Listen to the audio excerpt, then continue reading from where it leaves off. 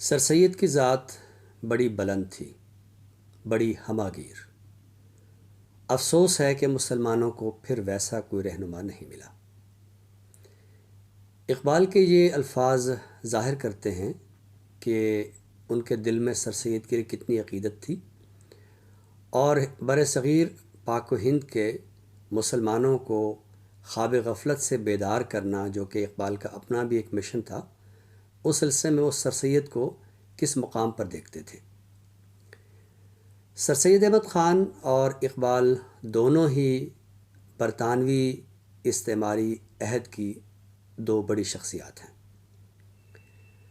سر سید احمد خان نے مغلوں کا دور ختم ہوتے دیکھا اور انگریزوں کو برسر اقتدار آتے دیکھا، جبکہ اقبال انگریزوں کے زوال کو دیکھ رہے تھے، اور اگر اللہ کریم انہیں زندگی عطا کرتا مزید تو وہ پاکستان کو بنتا ہوا بھی دیکھتے، وہ ہندوستان کے مسلمانوں کو آزاد بھی دیکھ سکتے تھے، لیکن یہ خدا کو کچھ اور منظور تھا۔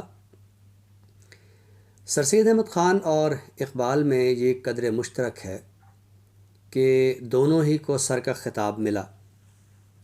دونوں شخصیات نے یورپ کی سیاحت کی اور یورپ کی تہذیب و ثقافت، علمی ماحول اور تحرک سے متاثر ہوئے۔ ہاں، یہ ضرور ہے کہ دونوں کا اپنا اپنا ایک زاویہ نظر تھا، اور چونکہ دونوں کے زاویہ نظر میں قدر اختلاف تھا اور اس میں اشتراکات بھی موجود ہیں، اور وہ اشتراکات اتنے زیادہ ہیں کہ ان کے سامنے اختلافات کی تعداد یا مقدار بہت کم ہے، لیکن چونکہ ہمارا معاشرہ ایسا ہے کہ ہم اختلافات پر زیادہ اپنی توجہ مرتکز کرتے ہیں، اور اختلافات کی بنیاد پہ ہم یہ دیکھتے ہیں کہ دو افراد یا دو اقوام یا دو تہذیبیں یا دو خطے ایک دوسرے سے کتنے دور ہیں، لیکن ہم ایسا بہت کم کرتے ہیں کہ ہم اشتراکات کو تلاش کریں۔ ہم افکار کے مابین بوجھ یا دوری دیکھنے کے بجائے ان کے مابین قربت کے عناصر کو تلاش کریں۔ اس میں کوئی شک نہیں کہ اقبال سر سید کے متوازی ایک شخصیت اکبر الہ آبادی سے بھی متاثر تھے۔ وہ اکبر کو اپنا استاد بھی تسلیم کرتے تھے، فکری اعتبار سے وہ انہیں اپنا رہنما بھی مانتے تھے، لیکن وہ اتنے ہی قدردان سر سید احمد خان کے بھی تھے۔ سر سید احمد خان اور اقبال میں ایک قدر مشترک یہ بھی ہے کہ دونوں کو ہندوستان میں جو ایک تعلیم کی فکر تھی، ہندوستان کے افراد خصوصاً مسلمانوں کی جو تعلیمی ترقی ہے، یہ ان دونوں ہستیوں کا ایک مشن تھا۔ سر سید احمد خان نے اس کے لیے ایک مدرسہ قائم کیا، ایک سکول بنایا، اور وہ بعد ازاں کالج بن گیا، اور سر سید احمد خان کی وفات کے بعد اسے ایک بڑی جامعہ کا درجہ بھی ملا، وہ یونیورسٹی بھی بن گئی۔ تو سر سید احمد خان کے دل میں ایک آرزو تھی، ایک تمنا تھی، اور وہ پوری بھی ہوئی کہ ہندوستان میں تعلیم عام ہو۔ انہوں نے ہندوستان میں تعلیم کو عام کرنے کے لیے، جدید افکار کی ترویج کے لیے، معاشرے کو ماڈرنائز کرنے کے لیے سر سید احمد خان نے بے پناہ کام کیا۔ اس سلسلے میں وہ ہندوستان بھر گئے، ہندوستان بھر کے خطوں میں دورے کیے، اور ان دوروں کا بنیادی مقصد تعلیم کا فروغ تھا۔ وہ کسی طرح چاہتے تھے کہ میں جو تعلیمی ادارہ قائم کر رہا ہوں تو اس میں ہندوستان کے بیشتر جو مخیر طبقے ہیں یا افراد ہیں وہ اس میں اپنا حصہ شامل کریں۔ سر سید احمد خان کی تعلیم کے لیے کوششیں اور معاشرے کو ماڈرنائز کرنے کی جو مساعی ہیں، ہمیں یہ نہیں بھولنا چاہیے کہ اس کے پیچھے غالب کا ہاتھ ہے، مرزا اسد اللہ خان غالب۔ مرزا اسد اللہ خان غالب ظاہر ہے کہ کلاسیکی اردو شاعری کے ایک بہت بڑا وہ ستون ہے۔ جب آئین اکبری کی تصحیح کے سلسلے میں سر سید احمد خان نے کچھ کام کیا تو یہ متن جو ہے سر سید احمد خان نے مرزا اسد اللہ خان غالب کو دکھایا۔ غالب نے اس کی جو تقریض لکھی وہ فارسی میں ہے، اور اس میں غالب نے سر سید کو یہ کہا کہ یہ کیا آپ پرانی چیزوں کی جانب، اقدار پارینہ کی جانب اور کہنہ اقدار کی جانب یا کہنہ چیزوں کی جانب اور پرانی چیزوں کی جانب آپ توجہ کر رہے ہیں؟ آپ دیکھیے کہ معاشرہ کتنا جدید ہو چکا ہے. آپ دیکھیے کہ یہ کیسی قوم آئی ہے کہ جس کی سائنسی ترقی اور اس کے افکار جو ہے وہ جدید ہیں، تو آپ اس طرف توجہ کریں. وقتی طور پر تو سر سید احمد خان کو یہ تقریر اچھی نہ لگی، لیکن بڑے اذہان بہرحال کسی نہ کسی بات سے اثر قبول کرتے ہیں، اور اچھی بات وجود میں ضرور جذب ہوتی ہے. صرف وجود میں جذب نہیں ہوتی بلکہ روح میں بھی جذب ہوتی ہے. تو غالب کا یہ سبق یوں سمجھیے کہ سر سید احمد خان کی روح میں جذب ہو گیا، اور پھر انہوں نے معاشرے کو ایک اور زاویے سے دیکھا، معاشرے کو جدید بنانے کی کوشش کی، معاشرے میں تعلیم کے فروغ کے سلسلے میں کوششیں کی. سر سید احمد خان کے بہت زیادہ مداح تھے اقبال، اور ظاہر ہے کہ بعض حوالوں سے وہ ان کے ناقد بھی تھے، اور یہ اقبال نے واضح لکھا ہے کہ سر سید احمد خان کے تمام تر نظریات جو ہے وہ کوئی قابل قبول نہیں ہیں، اور سر سید کی شخصیت کو تنقید سے ماورا نہیں ہے. لیکن اس کا مطلب یہ ہرگز نہیں ہے کہ سر سید احمد خان کے وہ مخالف تھے. وہ سر سید احمد خان کے مشن کو لے کر آگے بڑھے. وہ جو معاشرے کو جدید بنانے کی کوشش تھی وہ اقبال نے بھی کی. جدت افکار کئی ایک جگہوں پر اقبال نے اس کی بات کی ہے. اقبال کا ایک ذہنی مسئلہ تھا، اور یہ مسئلہ بجا تھا، اور یہ مسئلہ ہم سب کا ہونا چاہیے کہ معاشرہ جدید ہونا چاہیے، معاشرے کو روشن خیال ہونا چاہیے، معاشرے کو لبرل ہونا چاہیے. لیکن جہاں کہیں ہمارے خیالات الحاد اور لادینیت کو چھونا شروع کر دیں تو وہاں ہمیں اپنے خیالات پر نظر ثانی کرنی چاہیے. چونکہ سر سید احمد خان کے بعض خیالات ایسے تھے کہ جن میں ایک آپ کہہ لیجئے کہ جوش جذبات کا عنصر غالب تھا. یعنی سر سید چاہتے تھے کہ معاشرہ کسی طرح ماڈرنائز ہو، جدید ہو، اور اس سلسلے میں انہوں نے بہت سارے جو واقعات ہیں جن میں کہ واقعہ معراج بھی شامل ہے اس کی بھی تشریح و توضیح کچھ اس انداز سے کی کہ جو لائق اعتراض تھی. لیکن آپ دیکھیے کہ جب ایک انگریز نے ایک ایسی کتاب لکھی کہ جس میں کہ رسول کریم صلی اللہ علیہ وآلہ وسلم کی ہستی اور ان کے افکار پر کچھ کج نگاہی سے دیکھا گیا، اور آپ کہہ لیجئے جدید معنوں میں کہ قدر گستاخی کا عنصر تھا، تو سر سید احمد خان نے اس موقع پر ایک علمی کتاب لکھی. یعنی کتاب کا جواب جو ہے وہ کتاب سے دیا. تو ہم یہ بھی دیکھتے ہیں کہ آپ کا ذہن کتنا متوازن تھا. یہ رویہ ہمیں بھی اپنے اندر اختیار کرنا چاہیے کہ جب ہم اس طرح کی کوئی بات دیکھیں تو پھر ہم دلیل کا مقابلہ دلیل سے کریں، پھر ہم کتاب کا مقابلہ کتاب سے کریں، پھر ہم مقالے کا مقابلہ مقالے سے کریں. اور جب ہمارے اندر یہ رویے پنپیں گے تو پھر سر سید کا خواب بھی پورا ہوگا اور پھر اقبال کا خواب بھی پورا ہوگا. سر سید احمد خان کی وفات کے بعد ان کے تعلیمی مشن کی تکمیل علی گڑھ یونیورسٹی کی صورت میں کی گئی. یعنی اس وقت وہ علی گڑھ کالج تھا اور بعد ازاں اسے علی گڑھ یونیورسٹی بنایا گیا. جب یہ تحریک جاری تھی تو ہندوستان کے وہ افراد کے جو ذہنی طور پر بیدار تھے، اور خصوصاً وہ مسلمان کہ جو چاہتے تھے کہ سر سید احمد خان کے اس مشن کی تکمیل ہو، تو انہوں نے اس میں بڑھ چڑھ کر حصہ لیا. اور اس میں اقبال نے بھی اپنا ایک کردار ادا کیا، اور یہ کردار کئی حوالوں سے اہم تھا. ایک واقعہ یہاں سنانا بہت مناسب ہوگا کہ مولوی نظر محمد جو کہ اس وقت ایک ماہر تعلیم تھے اور تعلیم کے محکمے میں آفیسر تھے، انہوں نے ایک دعوت کی جناب اقبال کے اعزاز میں. لیکن اقبال نے یہ خواہش ظاہر کی کہ جو خرچہ میرے اعزاز میں دعوت پہ آنا ہے تو وہ خرچہ جو ہے وہ علی گڑھ یونیورسٹی بنانے کے سلسلے میں جو فنڈ جمع کیا جا رہا ہے تو اس میں جمع کرا دیا جائے. تو وہ جو 40 روپے یعنی اس وقت کی کرنسی کے مطابق جو دعوت پہ خرچ آنے تھے وہ علی گڑھ یونیورسٹی کی تکمیل کے سلسلے میں جو کاوشیں ہو رہی تھیں اس میں جمع کرا دیے گئے. علی گڑھ یونیورسٹی کے لیے یہ اقبال کا مالی تعاون اپنی جگہ، لیکن کسی بھی علمی، ادبی اور تہذیبی شخصیت کا اصل تعاون تخلیقی نوعیت کا ہوتا ہے. اقبال کی منظومات کو دیکھیں تو اقبال کی بہت ساری منظومات ایسی ہیں جو 1911 سے 1924 تک علی گڑھ گزٹ میں شائع ہوتی رہیں۔ اسی طرح اقبال مختلف وقتوں میں علی گڑھ تشریف لاتے رہے اور وہ اس یونیورسٹی کے ساتھ مختلف حوالوں سے منسلک بھی رہے، اور یہاں وہ تشریف لا کر طالب علموں سے خطاب بھی کرتے تھے۔ اس سلسلے میں ایک بڑی قابل ذکر نظم ہے طلبہ علی گڑھ کے نام۔ ایک بہت ہی ایسی نظم ہے کہ جس میں اقبال ایک نیا پیغام دینا چاہ رہے ہیں۔ وہ یہ بتانا چاہ رہے ہیں کہ میرا جو کلام ہے یا جو میری شاعری ہے وہ دیگر شعراء سے کس طرح مختلف ہے۔ اقبال کہتے ہیں، اوروں کا ہے پیام اور میرا پیام اور ہے، عشق کے درد مند کا طرز کلام اور ہے، طائرے زیر دام کے نالے تو سن چکے ہو تم، یہ بھی سنو کہ نالہ طائر بام اور ہے، آتی تھی کوہ سے صدا راز حیات ہے سکون، کہتا تھا سوز ناتواں لطف خرام اور ہے۔ یہ آخری شعر میں اقبال نے بہت ہی ایک نکتے کی بات کی ہے، اور خصوصاً عصر حاضر کے حوالے سے یہ بات بہت اہم ہے۔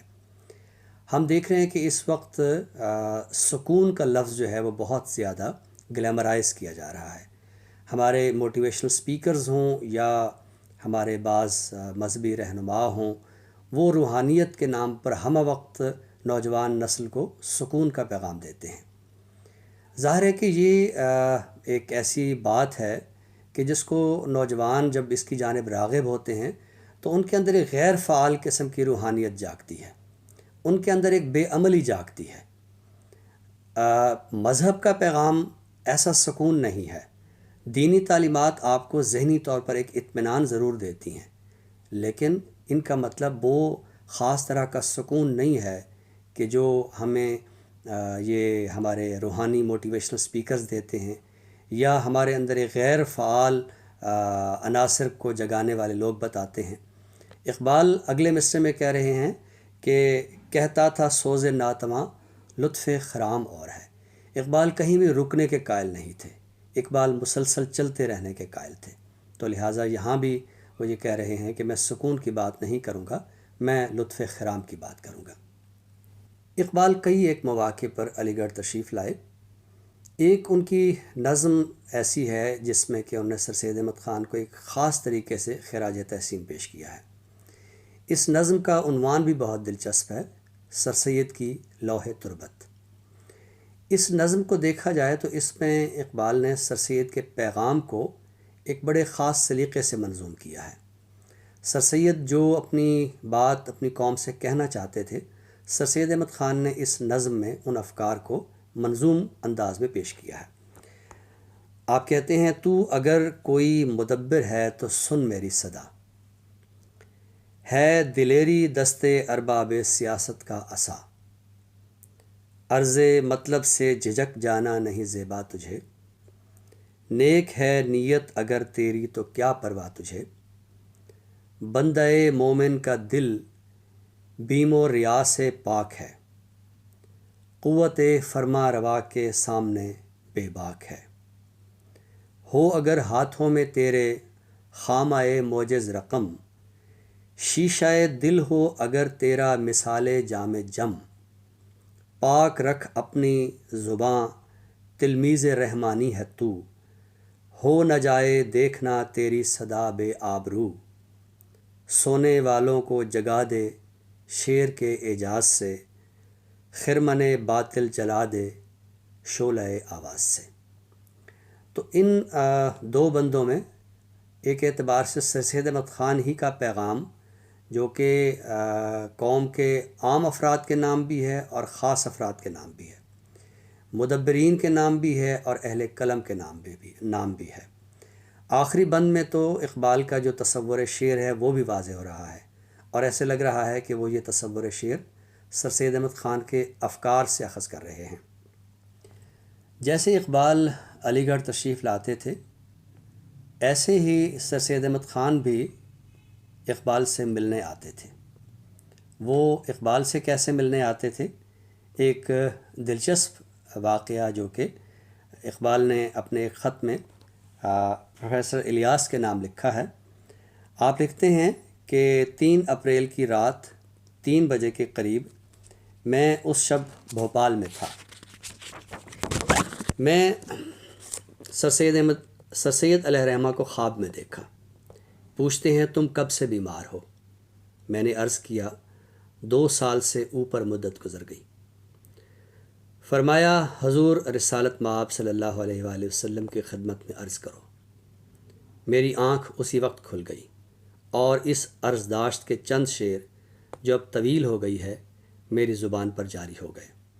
انشاءاللہ ایک مثنوی فارسی پس جبایت کرد اے اقوام شرق کے نام کے ساتھ یہ عرض داشت شائع ہوگی۔ اقبال کی فارسی مثنویات میں اس مثنوی کی ایک خاص اہمیت ہے۔ یہ ایسی مثنوی ہے کہ جس میں فلسفیانہ خیالات کم اور دعوت عمل زیادہ ہے۔ آپ جانتے ہیں کہ اقبال صرف فکر کے قائل نہیں تھے، وہ صرف نظریے یا خیالوں میں کھوئے رہنے کے قائل نہیں تھے، بلکہ افکار کو عملی شکل دینے کے بھی قائل تھے۔ اور جیسے کہ ہم نے شروع میں عرض کیا کہ اکبر اور سر سید کے مابین کچھ اختلافات تھے، لیکن جب سر سید کا انتقال ہوا تو اکبر نے جو واضح اعتراف کیا وہ سر سید کے عمل کا اعتراف تھا کہ سید ہماری باتیں ہی باتیں ہیں، سید کام کرتا ہے۔ تو اس فارسی مثنوی کا عنوان بھی یہی ہے، پس چہ بایت کرد اے اقوام شرق، اے مشرق کی اقوام، آئیے سوچتے ہیں کہ اب ہم نے کیا کرنا ہے۔ تو اقبال بیمار ہیں اور سر سید علیہ الرحمہ ان کے خواب میں آتے ہیں اور وہ یہ ہدایت کرتے ہیں کہ رسول کریم صلی اللہ علیہ وسلم کے حضور جا کر التجا کرو۔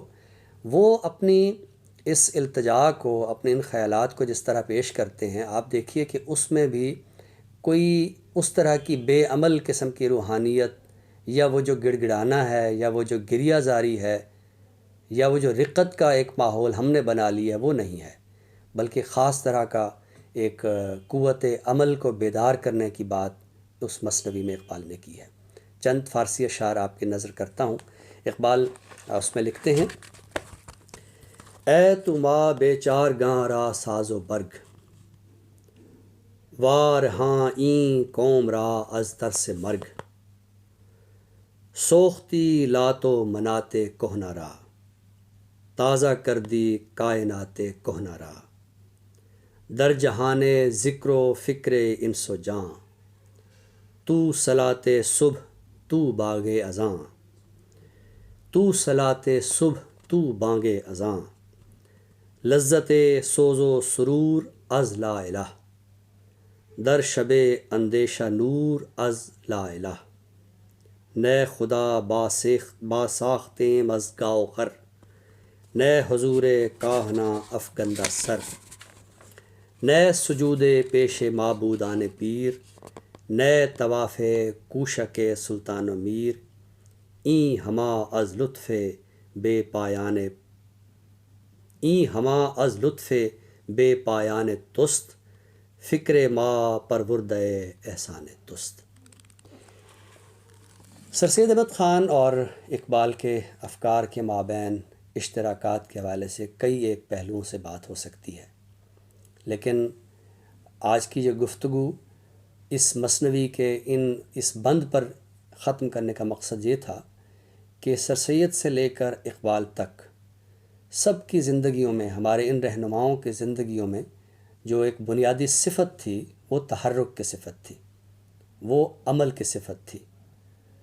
ان لوگوں نے ہمارے لیے یونیورسٹیاں قائم کیں یا کروائیں، انہوں نے کالج بنائے، انہوں نے تعلیم کو عام کیا۔ فی زمانہ ہم اپنی تعلیم سے کیا استفادہ کر رہے ہیں؟ ہم اپنی تعلیم سے کس حد تک اپنی ذہنی بیداری کا، اپنے شعور کو جگانے کا کام لے رہے ہیں؟ یہ وہ سوالات ہیں کہ جن پر ہمیں غور کرنا چاہیے۔ سر سید اور اقبال کے مابین فکری سطح پر چند ایک اختلافات کو چھوڑ کر ہم دیکھتے ہیں کہ دونوں ہستیاں ایک دوسرے سے ذہنی طور پر قربت رکھتی تھیں، دونوں ہی چاہتی تھیں کہ ہندوستان کے لوگ، ہندوستان کے مسلمان ذہنی طور پر بیدار ہوں، ان کو تعلیم کے زیور سے آراستہ کیا جائے، اور یہی وہ پیغام تھا کہ آج ہم دیکھتے ہیں کہ ہمارے ہاں نہ صرف یہ ہے کہ تعلیم عام ہے، اب سوال یہ ہے کہ تعلیم تو عام ہے، لیکن کیا ہم اس تعلیم سے شعور کی بیداری کا وہ کام لے رہے ہیں جو سر سید احمد خان اور اقبال نے لیا یا نہیں؟ اگر ہم اس ذہنی بیداری کا کام لے رہے ہیں تو پھر تو ہمیں اپنی تعلیم پر ناز ہونا چاہیے، اور اگر ہم اپنی تعلیم سے یہ کام نہیں لے رہے تو پھر ہمیں بہت سارے سوالات پر غور کرتے ہوئے اپنے تعلیمی نظام کا از سر نو جائزہ لینا چاہیے۔